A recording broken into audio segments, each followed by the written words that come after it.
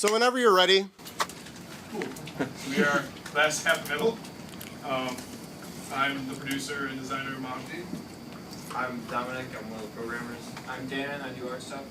Kyle, I do design and other stuff. I'm Joe, I do design and other stuff. And Micah, I do sound design. I'm Greg, I do design and Don't say whatever other else stuff. we need. And other stuff. And Brian is one of our programmers. He's not here right now. So the other stuff is a lot of our team members can do things. They're really good at other areas that aren't just one thing, which is nice. But let's go into our game. So we wanted to do kind of like an Ocean's 11 meets Hitman meets stealthy stealing game that doesn't rely on killing, with a really kind of simple art, since we only have one or two artists. So should I show the video that it's kind of what our art style is as well as our do I close the play button? You are. Little more. Look at you. There's nothing there. Am I there? Up. Yeah, almost. Up. A little up. More. There you go. It's called teamwork, ladies and gentlemen. So this is the kind of art we wanted to go with. We really want to like emphasize the suits of cards and really flat colors and implications of faces and bodies without actually drawing them out. Part going on. You can also think of like the opening from Mad Men. It's not a full-fledged, super detailed type model. It's more of a flat color implied. Yeah, we want to give the sense of a person or a thing or an object while using colors to make it clear what is good, what is bad, what you are. These guys are really kind of what we're going for. It's probably good to turn the audio down on the video. Keep going. As this goes on,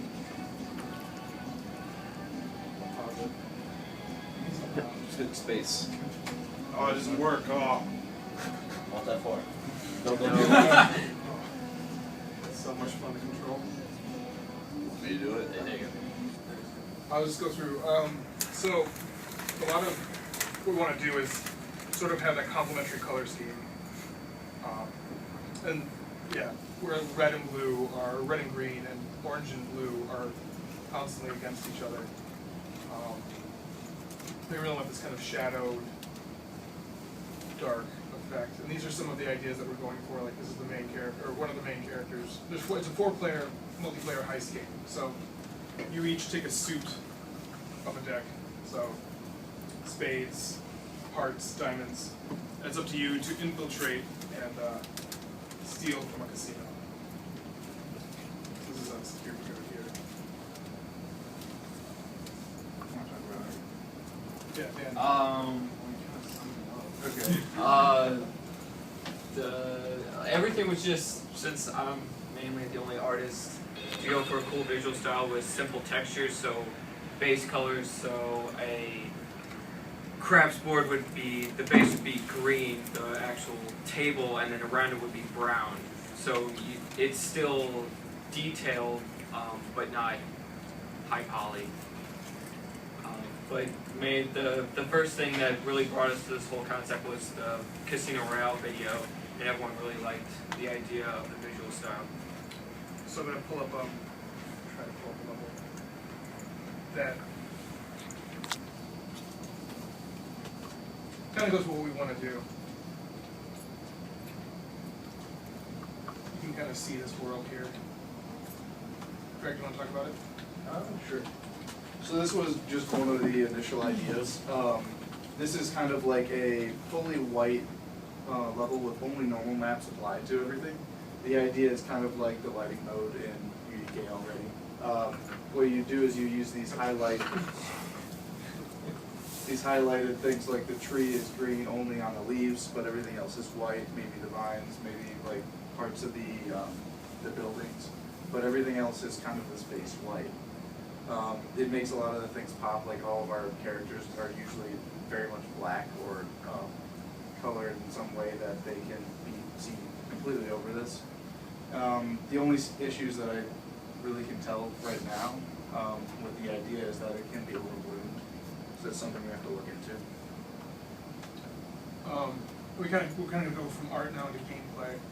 So our task was we had a lot of ideas because a thief, sneaky steal game has a lot of mechanics. We want a lot of cool stuff that we want to have. So one of our major issues was paring it down. And we kind of did that into ideas of teamwork and private zones and public zones and stealth. So I'm going to go through a couple of these levels and we're just going to go fast, show them.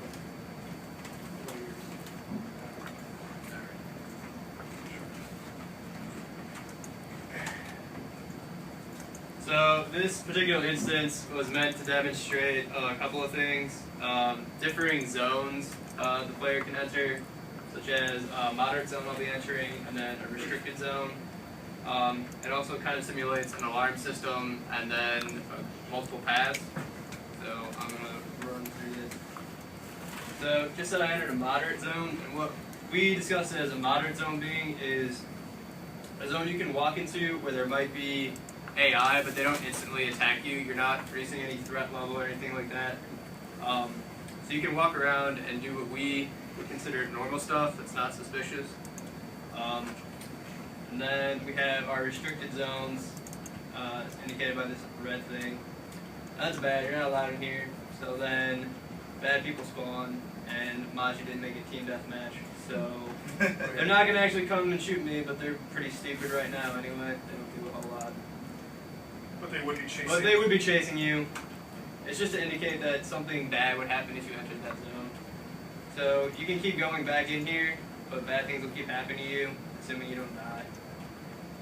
So the way to get around that is to turn off the security system, which you do by shooting this little power switch. And then you can go walk around in here and feel all awesome. So something in this area we might put is like some chips you wanted to steal, maybe like a safe, anything to reward the player for getting in there. And then the last thing was just there's another path to get in there. Going around out here, jumping on these boxes. This kind of illustrates the kind of design we want to make in our game, where we want to have the players have multiple approaches to. Well, like you could run in and try and get the stuff, but it's not going to happen. Or you could have a player, one of your team members, turn off the alarm and go in. Multiple options is kind of a big deal for our team in a level or scenario in our game. We We wanna- give the player a lot of variety and choice. We want to approach it as simple as possible. Like, so we're not overwhelmed. You want to do this? Right. So one of the things that we wanted to try and figure out is if co-op stealth would be fun, because our game is mostly based on stealth and moving around, whether it be in like plain sight or you're actually sneaking around the shadows. It'd be nice to have two people running around doing it. So right now it's just gonna be me, but this is an idea of quick stealth made in like prototype style stuff. So right now this would be your partner, but of course he doesn't do anything.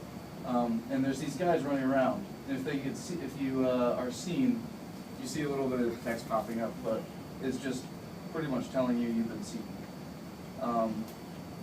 So if they catch you for more than a few seconds, they're going to run hit the alarm, and you're going to be in big trouble.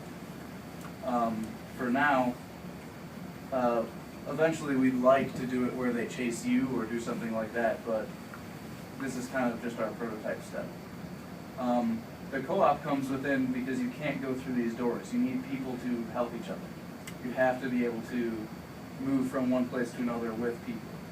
So each button has to be open so someone can get through. So it's this kind of cooperative, how do we get past these people? Of course I was caught, so I died. Okay. But that's about it for this level. There's also the art. Yeah. You want the lines. Oh, right. So what I spent a lot of time working on is, if you look at right around here, there's these black outlines over everything. It's an edge detection shader.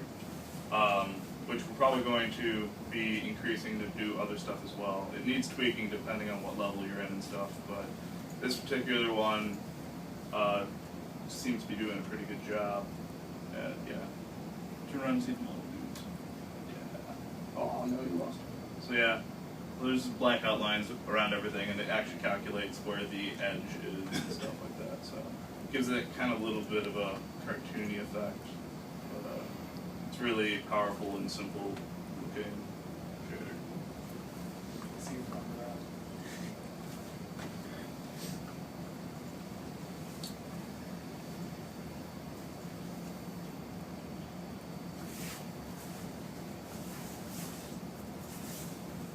This is a lot like Greg's sort of idea where you need two players to kind of get through this, and it's meant. We were playing with the idea of distracting and suspicion. So the goal is behind that door. But the only way to get that door open is if you walk into one of these spotlights, which would it's a security door, which would let the security guards out. So if I walk into that, the spotlights stop, and security would be coming out to get me. However, I need something in there. So if I try and approach it, I can't because I'll leave the spotlights and I won't be suspicious anymore. A team member would sit and wait for you to kind of jump into the light, get caught while they sneak in. Which kind of builds up that kind of thief team mentality where I might have to take the fall while you guys go into this and we can come back around and get me. Okay. Feeling.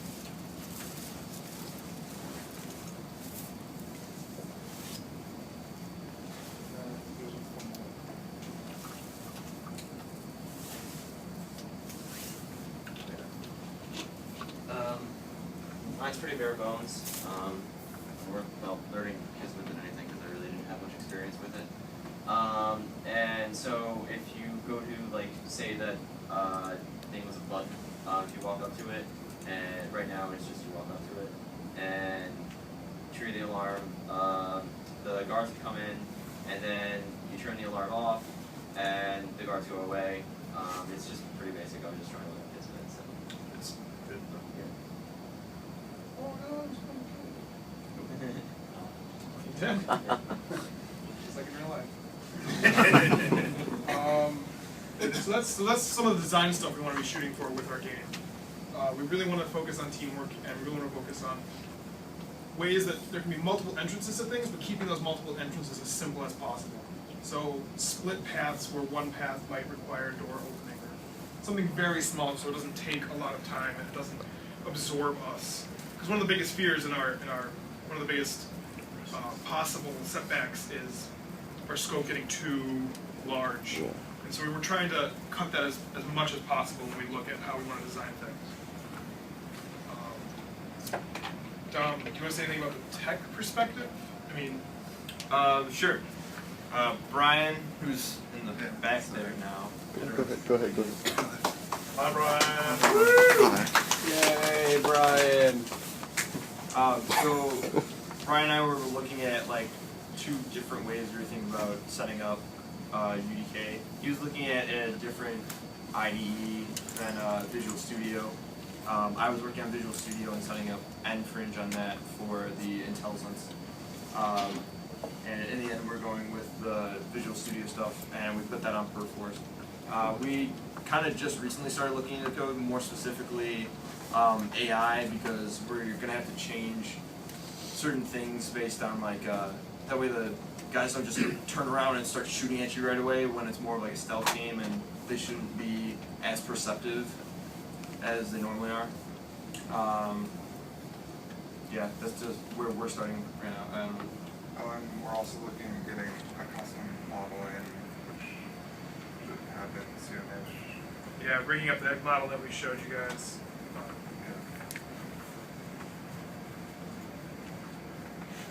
Getting this guy. Getting this guy in the game.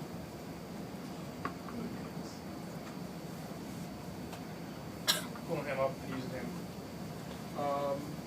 So I believe that's it, unless you guys have anything else to add. I don't have anything else to add.